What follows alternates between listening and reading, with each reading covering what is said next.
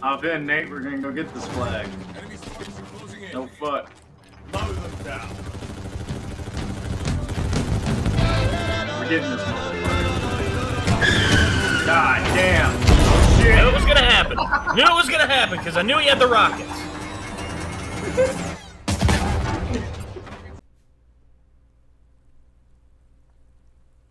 I missed you, old friend.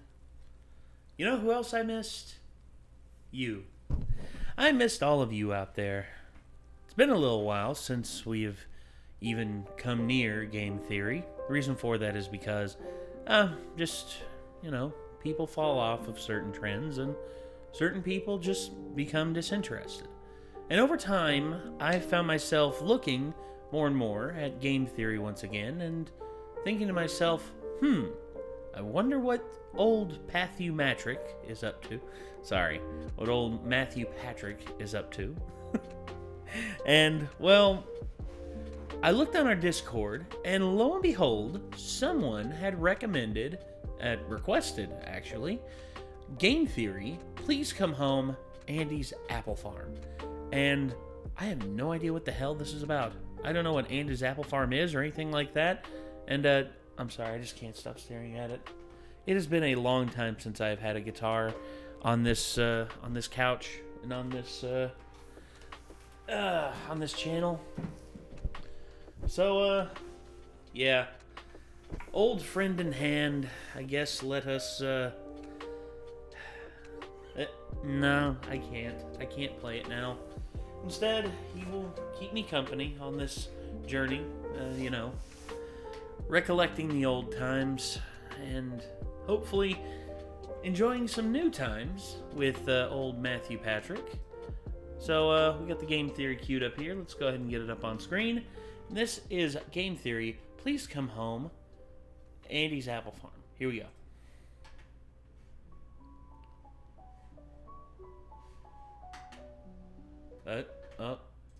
Hello and welcome to the beta test of game theory. As a beta tester, your goal is to find bugs and glitches and overanalyze them. I'm fully aware the game is not finished yet, however, you'll be essential for ensuring that this thing rolls out for the enjoyment of the whole family. Thank you, beta tester.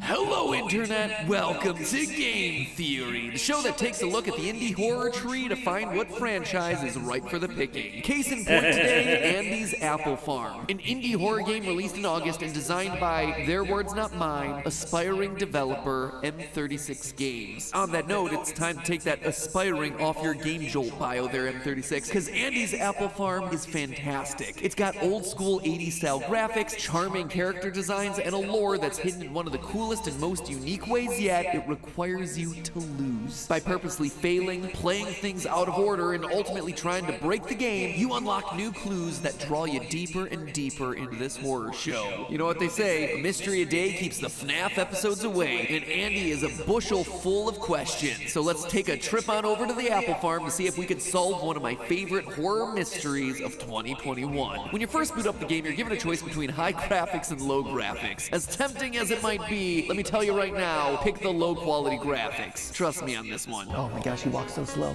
I think the graphics are too high fidelity for us, Matt. We're experiencing extreme slowdown because the graphics are too high quality. Once you've selected your option, it's revealed to us that we're playing as a beta tester for Eastwood Games. Hello, this is Eastwood, Thomas Eastwood. Welcome to the beta test of Andy's Apple Farm. As a beta tester, your goal is to find bugs and glitches and report them to me. Glitches, you say? In an indie horror game? Who could have foreseen it? In-game, we take on the role of Andy the Apple, a cute little guy who had the keys to his house stolen by his 4 friends. Before they'll give him back, though, the friends challenge him to 4 separate minigames. Klaus the Clock wants you to play I Spy, Melody the Moon wants you to play Friday Night Funkin', Felix the Fish needs you to catch 3 fish, which seems like a weird thing for a fish to ask you to do, and Margaret the Unrecognizable Animal wants you to sort fruit. Yeah, probably the biggest mystery of this game is what she's supposed to be. Margaret the Mutt, the dog. What can I say? She was giving me some Mutt strong dog. bulldog vibes. Yeah, After doing some I see digging, that. though, apparently she's supposed to be a mole? Nope, not buying it. Anyway, that's Nope, not really the dog. mystery we're interested in, because even before you start these minigames, things begin to fall apart. We see both Andy and Felix's faces in audio distort, text gets stuck behind the background assets, and once you play the minigames, some cryptic text appears on screen. She's not gone, she's still here, she wants you to free us, please free us. And then the game crashes. Boy, Thomas, you were not kidding when you said that there'd be glitches. I am earning every bit of that minimum wage that you're paying me. If you power through all the issues and play all the minigames and collect all the bonus stickers, you're told your keys are in the barn where you meet the final character, Peter the Pumpkin. Play with him a final round of tag and get this. What is going on?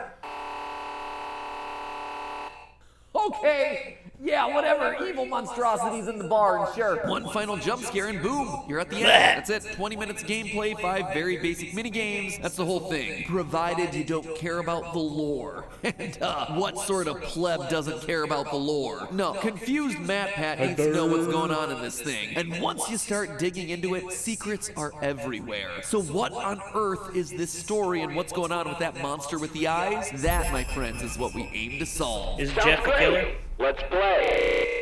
The first major hint we get is during Felix's fishing minigame. Normally you play this one first and nothing really happens. Your eyes just sort of glitch out a bit. You know something spooky's happening when your eyes start melting. A minute or two later, the game will start to have real problems and crash, ultimately giving you this message right before it does. Quote, he drowned that day at the bottom of the lake. She didn't save him. It's not her fault. Doesn't make a lot of sense on its own, but wait, if you play this same minigame after one or two of the others, suddenly you get yourself a new ending. This time you get some new pixels appearing in the bottom left of the screen.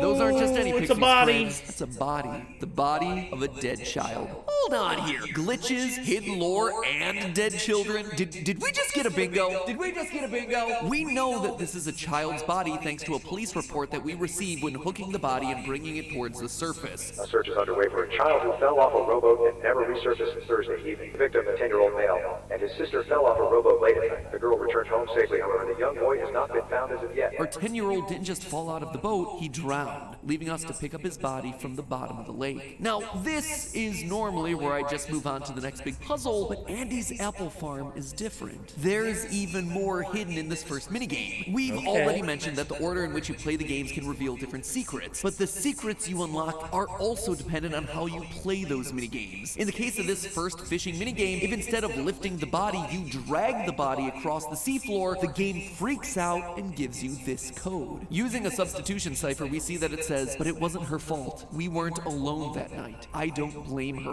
Which is followed by a visual of a girl in a boat with a silhouetted figure appearing behind her. In fact, we can actually see this girl in the aftermath of this tragedy. Since this is an 8-bit style game, if we smash our bodies against every surface we encounter, chances are we're gonna find a gap in the collision detection. And sure enough, that's exactly what happens. At the bottom left of the picnic area in the overworld is a gap which leads to a girl crying in the boat after the incident. She gives us lines like, I didn't mean to. What are mom and dad going to think? I'm sorry, Lewis. Followed by a reversed message in hexadecimal over an image of a boy, which translates to Lewis. So clearly Lewis is our 10-year-old victim, but the scary part is that it appears this girl, his sister, was the one that pushed him into the lake. Why else would she be saying, I didn't mean to? It also seems like the shadowy figure was the one that drove her to do it. Now that alone is a pretty horrifying story, but just getting started. That's just the next part of one. the story That's just unfolds one during minigame. Margaret the Mole's minigame. By taking your cursor out of bounds during this minigame, we get a binary code that translates to the name Cameron and a family Christmas photo dated 1981. Notice the hair and sweater colors here? The two children match Lewis and his sister's sprites. If you continue the minigame but keep tapping the space bar near the end, Margaret's face distorts and we're suddenly shown a new scene featuring two characters who, based on the body and hair color, appear to be the mother Cameron and their father Thomas from the Christmas photo. In discussing the boat incident, Thomas appears to be quite upset, convinced that his daughter's to blame. But the mother defends her and tells Thomas to get out. Now, if Margaret's is the first minigame you play, then once you've beaten it, you head on over and get this new cryptic message. The time was supposed to be happy, but she could feel her skin peeling off, which is creepy and gross, and I don't like it, mostly because it doesn't connect into anything that we've talked about yet. But don't worry, it will. Something else, though, is bugging me more. Why does the name Thomas feel so familiar?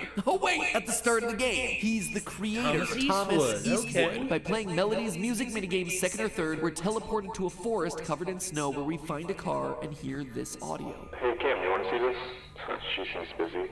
Anyways, I've been experimenting with a lot of cool technology recently. A lot of the video games I've been putting together haven't really been accepted by a lot of the publishers. I am doing something really cool with this next one. It has something called a cinema screen type monitor, so I feel like it'd be more immersive like movies. I've also been thinking about some other types of technology to make the characters a bit more lifelike. A struggling indie game developer on their final hope. Why does that sound so familiar? Anyway, he initially tries to talk to someone named Cam, which is probably short for Cameron, the name that we talked about earlier. But this failure has caused him to look into new technology that makes his games more lifelike. We've all done this rodeo a couple times. Sounds like someone is gonna be shoving some dead souls into his video game. But again, that's not all. Coming back and playing Melody's minigame a second time, you'll find a prompt where you can listen through the window of a house. Inside is Cameron consoling her daughter, who's upset that both her dad and Lewis aren't around for Christmas. It's important to note that the mother addresses the daughter as Isabella, which would explain the stocking in the background with the letter I on it. There's also a stocking for K, most likely for Cameron, and a third one with the letter A. Well, no time to figure that one out, because after the scene plays, the house is burned to the ground while screaming is heard inside, implying that both Isabella and Cameron died inside of a house fire. That also explains the quote that we talked about earlier about skin peeling off during a happy time. Burning to death at Christmas. I've heard of chestnuts roasting over an open fire, but this is getting pretty extreme. Anyway, the final game is I Spy with Klaus the Clock. If you push your cursor out of bounds in this one, you get a scene depicting Thomas sitting across from his friend Arthur. Our first and only name in the game beginning with the letter A. We actually learned that after being kicked out, Thomas asked Arthur to keep an eye on his family, but also seems to have suspicions that Arthur's now having an affair. I suppose they're ex-friends now. Or should I say axe-friends?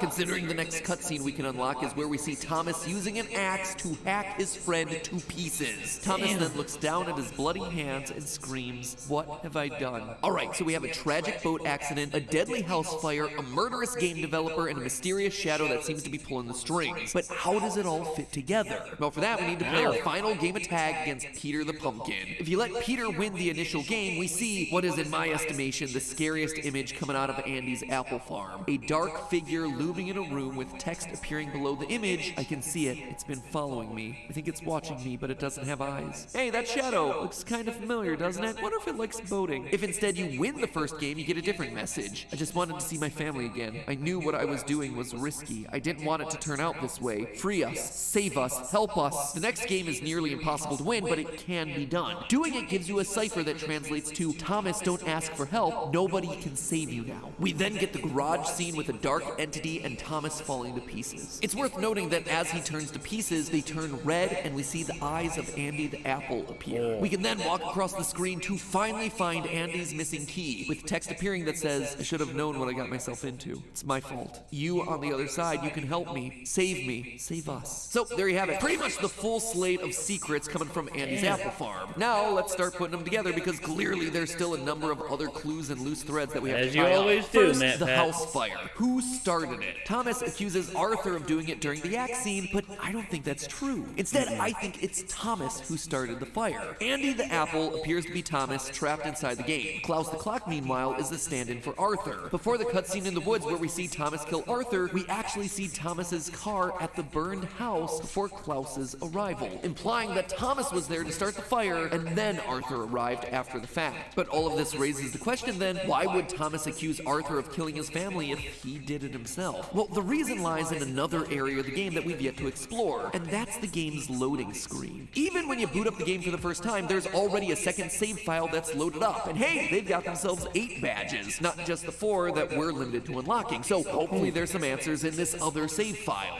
Is this real? Did my PC really die? Nope, past Matt Pat, it did not. And if you're a lore hunting expert like me, you too will have probably noticed not just the creepy face hidden there in the blue, but also the QR code on the screen, which means that this just became an ARG. Bingo! Definitely bingo this time. What's strange though is that this QR code just takes you back to the game's itch.io page, which you would have been to anyway to download this thing in the first place, which means there's more to this page than it first seems. Browsing the page line by line, I noticed this little exclamation point here was hyperlinked, so I clicked it and found a YouTube page by someone called Logan Eastwood, the great nephew of Thomas Eastwood. This guy only has 3 videos, mainly just playing this old game that he found at his great uncle's house. But it's the latest video that's the most interesting. Titled Andy's Apple Farm Secret, this video shows us a brand new cutscene from the game. One where Thomas looks at an axe and argues with a voice inside his head saying, I don't want to kill him, I don't want to kill anybody. And the voice responding, when did I give you a choice? I suppose you could say Thomas here is a, wait for it, reluctant follower. Get it? It's a FNAF thing, you know, glitch trap possessing Vanny and all that. Look, it's not like I'm seeking this stuff out, it just comes to me, okay? Anyway, all of it seems to be tied back to this dark entity. In the boat, in Thomas's house, at the end of the game, it keeps possessing people and causing them to kill others. But why? What is the goal? Well, I think that it's getting stronger. Think about it this way. We see the entity for the first time in the boat with Isabella, but at that point in the story, it has no facial features. Moving forward in the timeline, though, we see this entity again in Thomas's bedroom, and it still has no eyes. They explicitly tell us it has no eyes, but now it has a mouth. By the end of the game, once everyone else has died, we see it has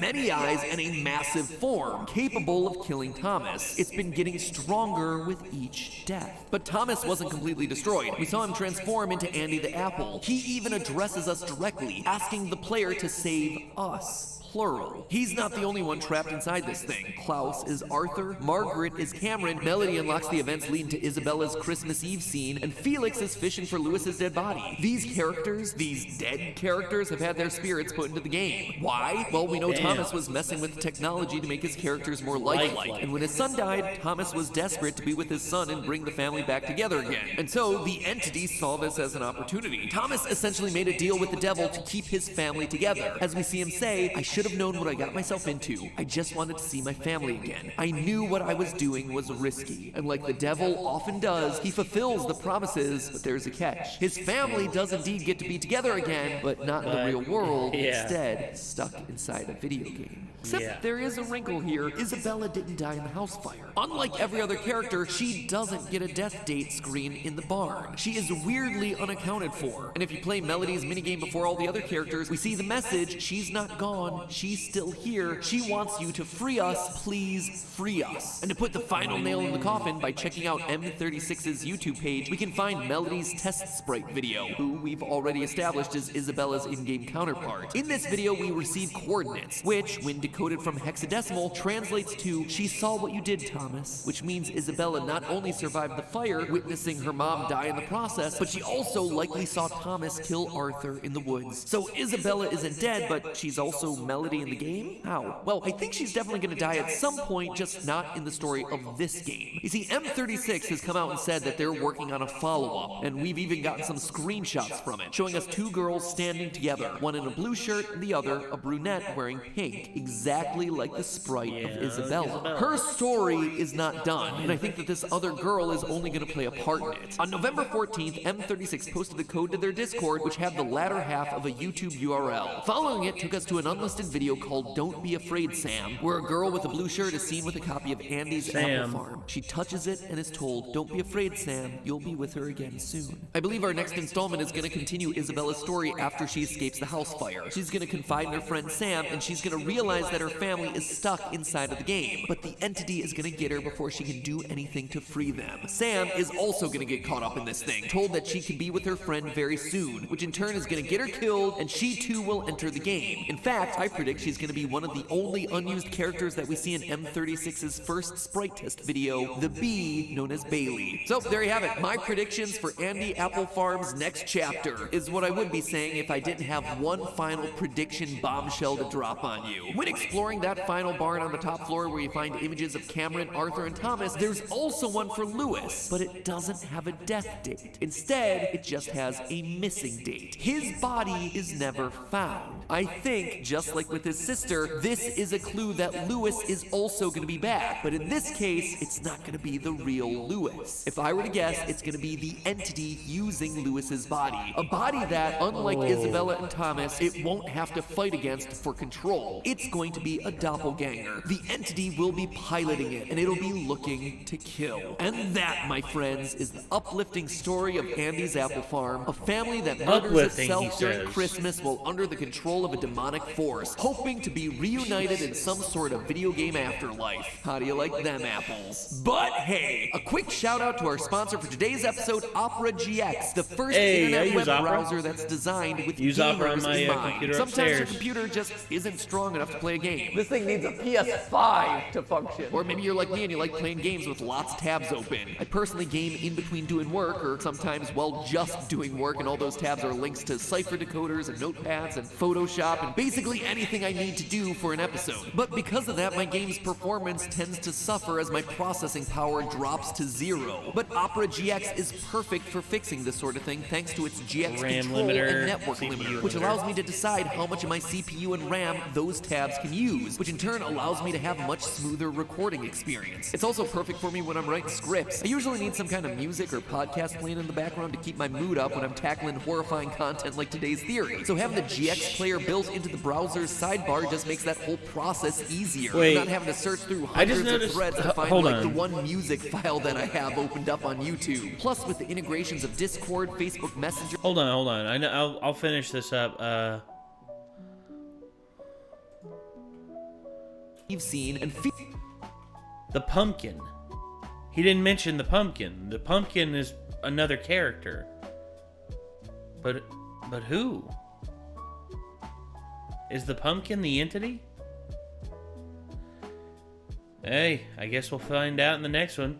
But hey, that's just a thing. Over to my desktop, give it a try. Seriously, to the office. While I'm out and about, I can just quickly do research and then transfer it over to my desktop as soon as I'm back to the office. Opera GX is free to use, so head on down to the description and click the link to give it a try. Seriously, there is literally no reason not to test it out. I like to test web browsers out every couple years just to see if, like, hey, there's a better solution out there for me. And yeah, Opera GX, this is the one for me right now. So, what are you waiting for, gamers? Time to start surfing your way to a more optimized and efficient online experience. Link is in the top line of the description. Give Opera GX a try, and as always, remember, it's all just a theory. A game theory. Thanks for watching. And cut. Dear Lord, have mercy. So yeah, that was that was friggin'. I have never played that game before. I'm interested in playing that game, but Jesus wept, man. That was just... Oh.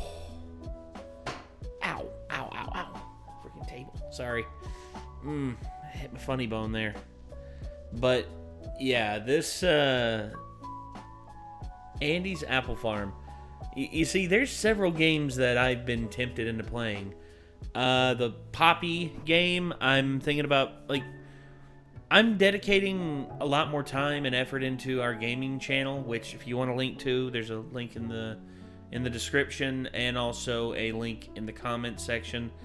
The videos we're posting right now are not as high effort because of, we have a lot going on right now, and I'm trying to manage as best I can.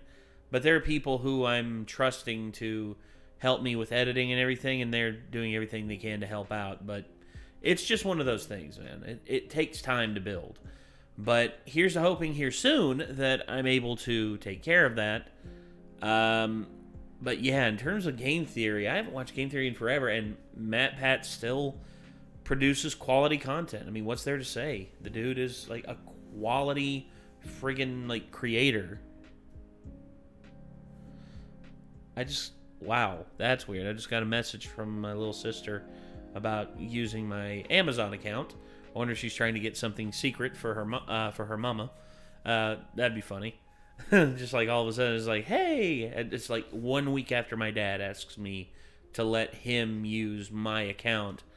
All of a sudden, they're planning on, she's wanting me to let her use my account.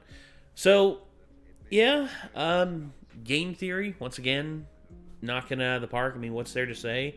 I mean, Matt Pat still doing his thing, still killing it, and I can't wait to. I want to see more game theory. I mean, if there's others out there that you want me to watch from previous ones, because I know we watched a lot of the FNAF ones. The FNAF ones, we got a lot of like requests to do those back in the day, and I know it's been some time since then, and I know Scott Cawthon has now quit FNAF, which mean, the guy went out on top. I mean, I hate the fact that the internet hated him and went after him the way that they did.